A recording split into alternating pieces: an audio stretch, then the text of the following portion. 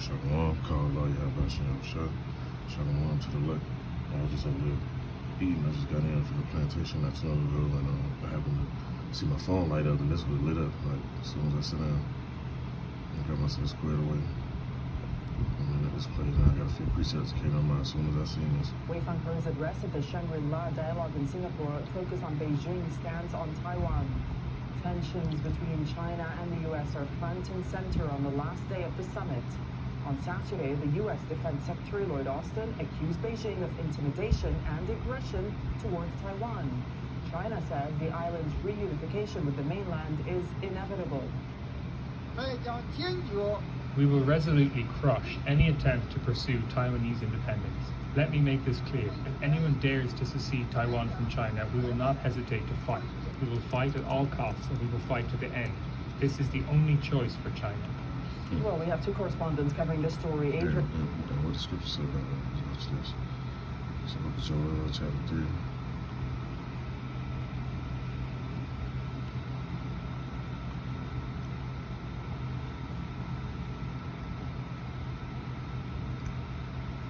I'm sorry, verse 2 it says, I will also gather all nations and will bring them down into the valley of Jehoshaphat. I will plead with them there for my people and for my heritage Israel, whom they have scattered among the nations a part of my land, and they have cast lots for my people. I have given a boy for a harlot, and sold a girl for wine that they might drink. Let's scroll down some more. All right.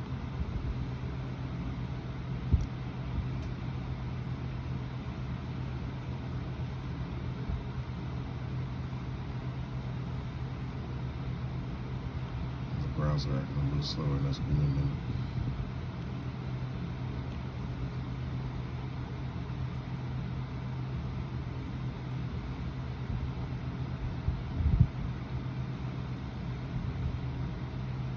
See the Most High put the spirit on these heathens. Why does Lord I just say this? Put the spirit on these heathens to actually go to war and take each other out for His name's sake.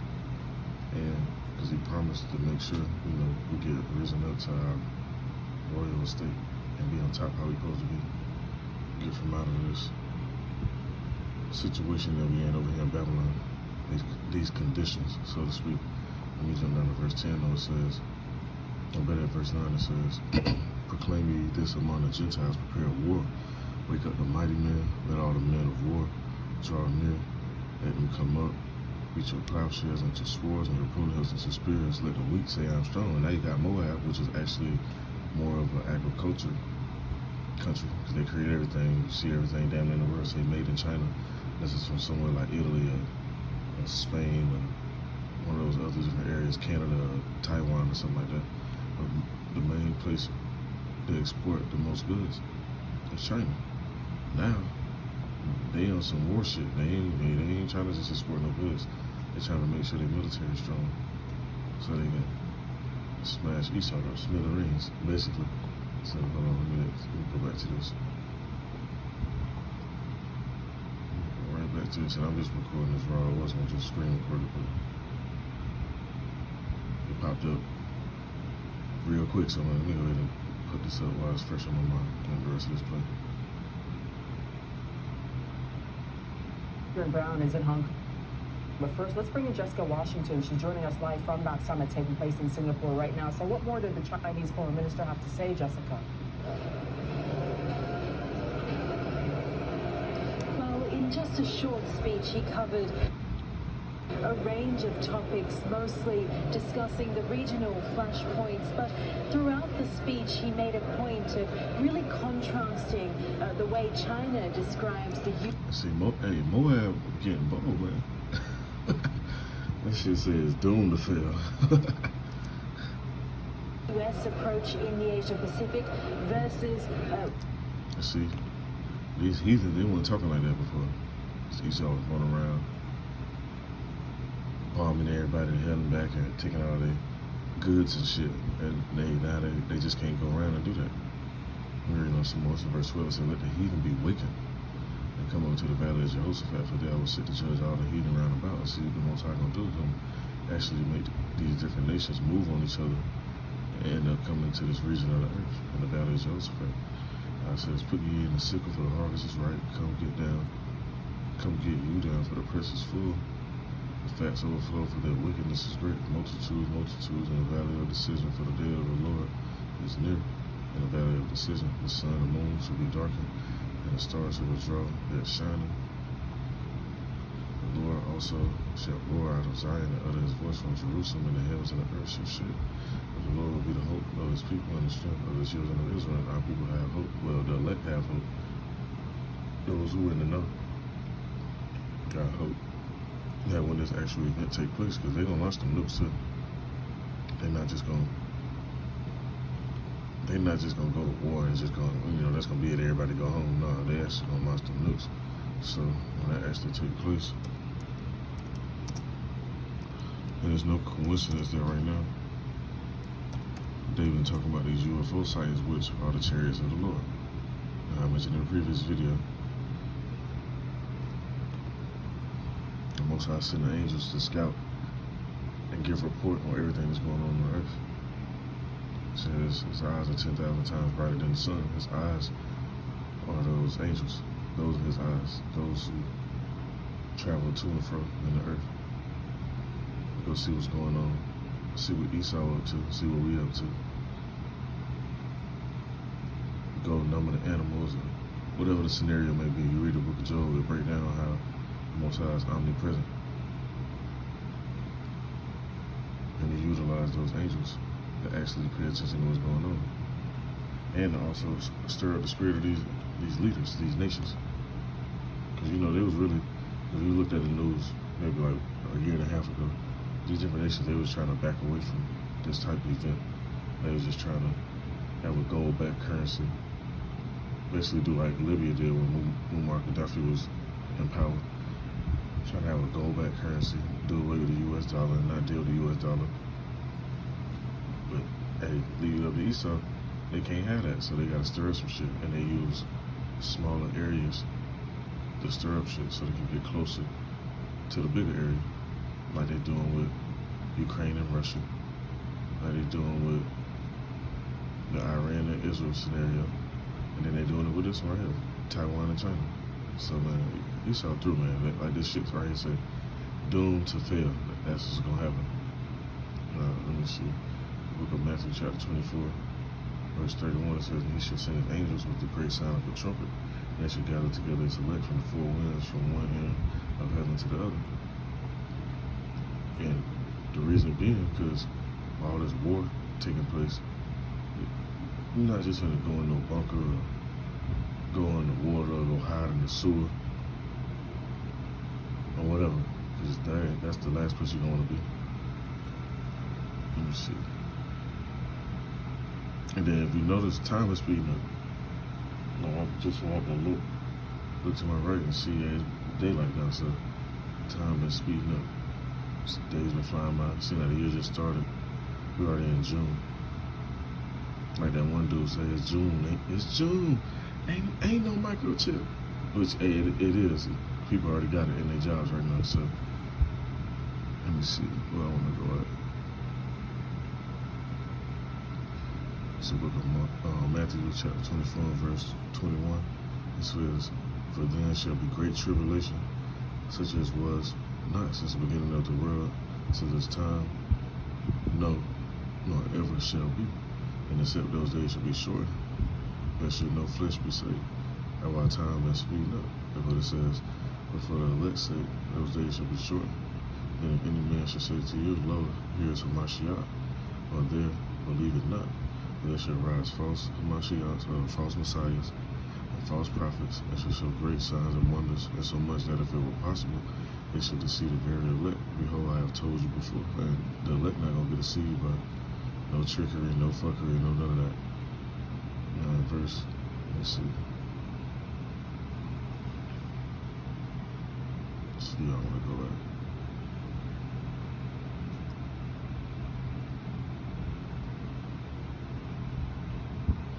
Verse 29, it says, immediately after the tribulation of those days shall the sun be darkened, and the moon shall not give her light, and the stars shall fall from heaven, and the powers of heaven shall be shaken.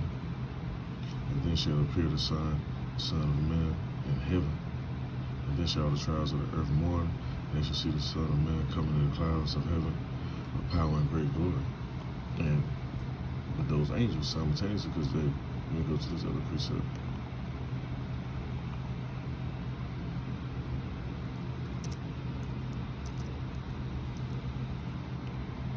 It's the book of Revelation, chapter 12, verse 7. It says, and there was a war in heaven. Michael and his angels fought against the dragon, and the dragon fought his angels, because while they actually going to war and doing what they're doing and shooting off nukes and whatever other artillery they got, they're going to stop and turn and try to fight the angels and try to fight the Lord. It ain't going to work. Like this title right here say, doomed to fail. Let me see. What else I want to go to?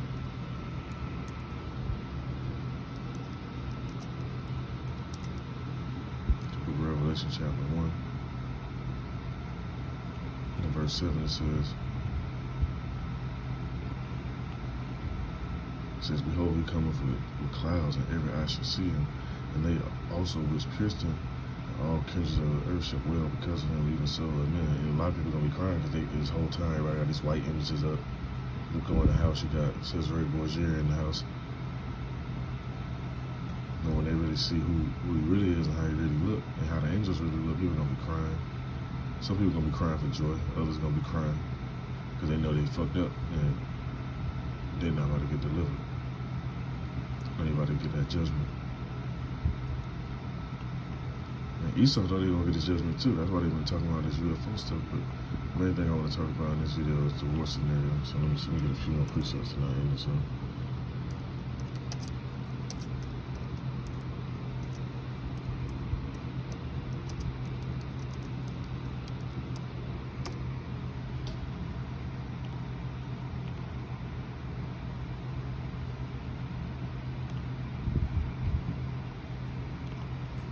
So we'll go to Jeremiah chapter 49, verse. Let's see exactly how I want to start out. Verse 15. It says, for lo, Benny, I'm going to start at verse 14. It said, I have heard a rumor from the Lord, Yahweh, an ambassador is sent to the heathen, saying, gather you together and come against him and rise up to battle. And Moab ain't the only one saying that too. You got the Persians saying the same thing. Then you got the other Edomites on the other side of the world. Which through the spirit, that's the house of Tema. They going against the house of Edom over here. Now it says, for lo, I will make thee small among the heathen, and despised among men. Thy terribleness hath deceived thee, and the pride of thine heart, O thou that dwellest in the cliffs of the rock, that holdest the height of the hill. Though thou shouldest make thy nest as high as the eagle, I will bring thee down from thence, saith the Lord Yahweh. Also Edom shall be a desolation. Everyone that goeth by it shall be astonished, and shall hiss at all the plagues thereof, as in the overthrow of Sodom and Gomorrah, and the neighbor cities thereof, saith the Lord Yahweh. No man shall be able to abide there, neither shall the Son of Man dwell in it. And the Son of Man not going to dwell in it. You're not going to be over here. Everybody who didn't want to stay here, the Most High going to let you stay here once the arrows drop. Let me see.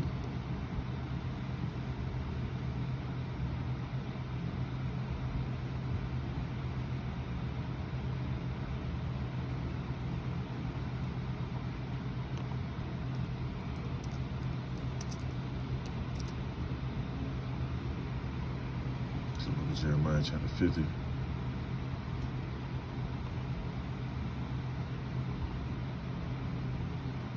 Jeremiah chapter 50 and verse 29.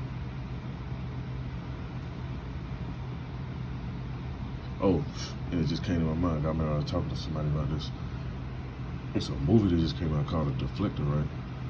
Matter of fact, I'm gonna see if I can, once I let the rest of this video play, I'm gonna see if I can pull it up and get to a certain scene on there. I ain't gonna play the video because they might take this shit down. Let me see.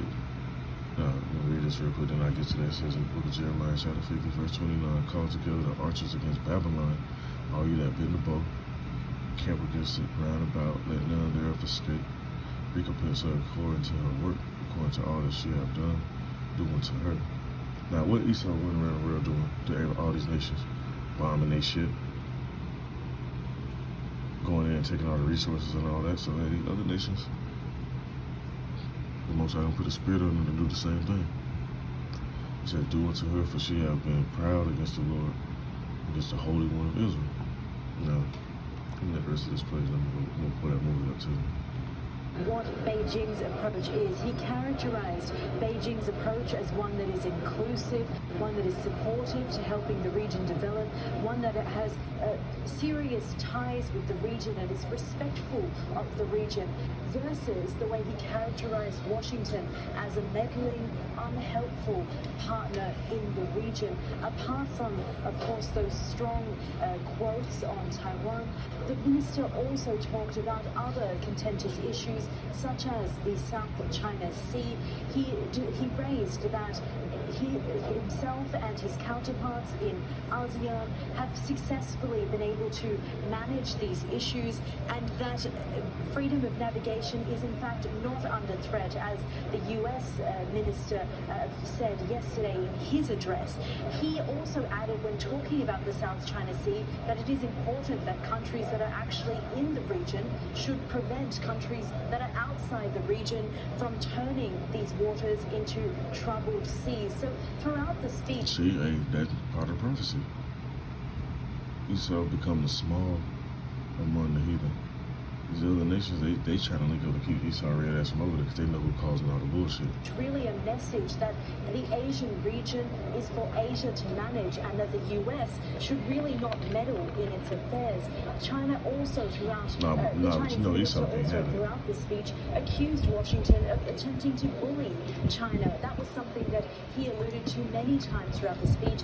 He also stressed that Beijing would never bully other countries in the region, and he really stressed that is the point of difference between Washington and Beijing's approach. See, hey, let me go to this other preset and then I get that video. That's Esau's spirit, man.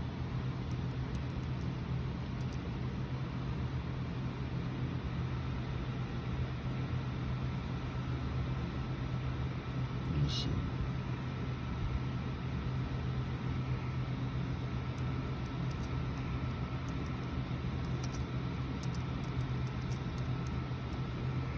Trying to remember the exact wording. Give me 1 minute, let me find this real quick. Oh, it says in the book of Habakkuk. Yep. Book of Habakkuk, chapter 2 and verse 5.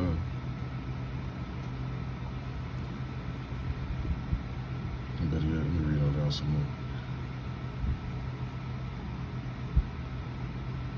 There's some of the main points out of this. This book of Habakkuk, chapter 2. I'm sorry, verse 3 says, "For the vision is yet for appointed time, and at the end it shall speak." And it's speaking right now. Yeah, people talk shit and be like, "Oh, people been saying this stuff." No, it's all this stuff going on right now. All this stuff going on right now. There ain't no coincidence they call a lot of these younger people Generation Z, because even they know. Some people say stuff and subconsciously know. They don't actually consciously know, but they subconsciously know. God says, "But at the end it shall speak and not lie. Though it tarry, wait for it, because it will surely come and will not tarry. Behold, his soul which is lifted up is not upright in him, but the just shall live by his faith. Yet also because he transgresseth by wine, he's a proud man, neither keepeth at home." And that's Esau. What the fuck is Esau doing way over there in China, trying to dictate what they got going on with Taiwan? When you got motherfuckers over here, they can barely get gas, pay rent, get food, and all that other shit. But that's Esau. That's how you know who Esau is. Can't nobody be like, "Oh, we don't know who Esau is. He don't exist no more. That's a whole person." No, them damn devils still roaming around right now. No, it says, "He is a proud man, neither keepeth at home, who enlarges his desire as hell." And if a person see this and think this is a lie, go. I remember we was in school. They used to make us draw the little circle charts. Make the two big circles, but you make them close together, and you compare and contrast the differences and the similarities. And you go through these scriptures and you write down these similarities, and then you see what Esau red ass be doing still to this day. Most of everything gonna be right in the middle. All that shit ain't gonna be on the outside. Now it says, who enlargeth his desire is hell, and is as death, cannot be satisfied, but gathereth unto him all nations, and he will put unto him all people. And they got Taiwan and they grasp, but see, China trying to get them to part ways. And if you seen my previous video, I've been paying attention to the news. Creepy Joe said they willing to go to war if China stepped in and mess with Taiwan. So, hey man, this scenario right here, it's just gonna get ugly. Just gonna get ugly, man. Now it says, let me read down to this part right here, then I'll find that video. It says, shall not all these take up a parable against him, and a taunting proverb against him, and say, woe to him that increase of that which is not his. What they doing over in South Korea? Because South Korea should really be U.S. Korea. That's what that shit really should be, because they got bases set up all through that shit. And that's why Kim Jong-un, which he a heathen anyway, don't get it twisted, nobody like these heathens. That's why he got them nukes though, because he want to protect his interests, his land, and keep them invaders, those colonizers from coming in. And like the scripture right here, they say, woe to him that increase of that which is not his, because that's what they do. They go in each country and go take shit that ain't theirs. Talking about they found something, but other people already had it though. Now it says, how long? And to him that laid of himself with thick clay. It says, shall they not rise up suddenly that shall bite thee, and awake that shall vex thee, and thou shalt be for booties unto them? And because thou hast spoiled many nations, all the remnant of the people shall spoil thee, because of men's blood, and for the violence of the land, of the city, and of all that dwell therein. Now let me see. I ain't gonna read the rest of this chapter, but it goes more into it. Let me find this video real quick.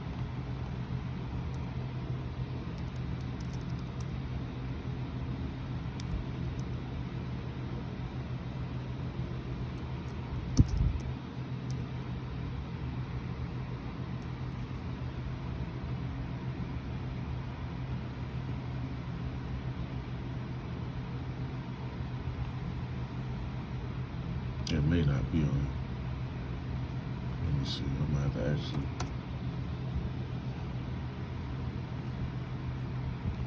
I might have to go pull up go to the movie site and actually pull it up. So give me 1 minute. When I seen it, I was, just so happened to be chilling, have a little idle time.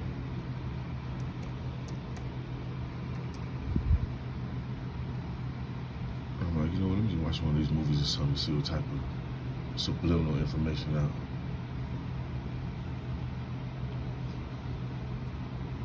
And it just so happened.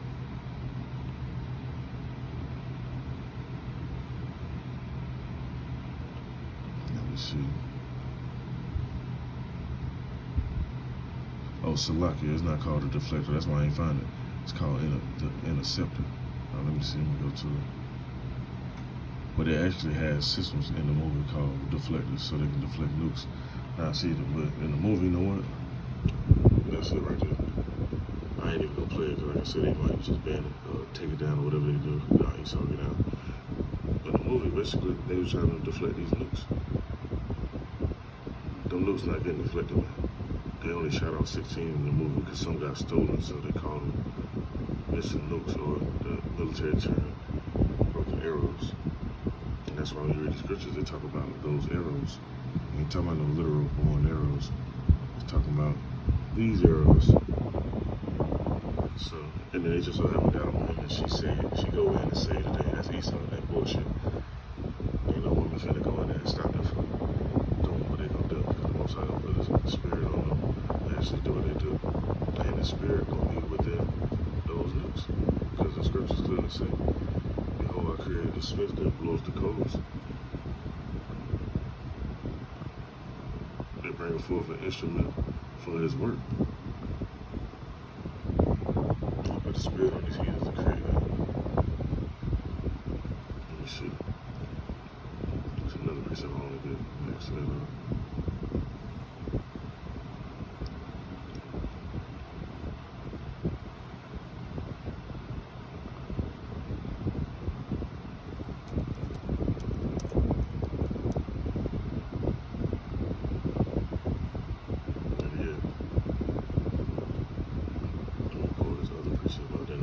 what's up.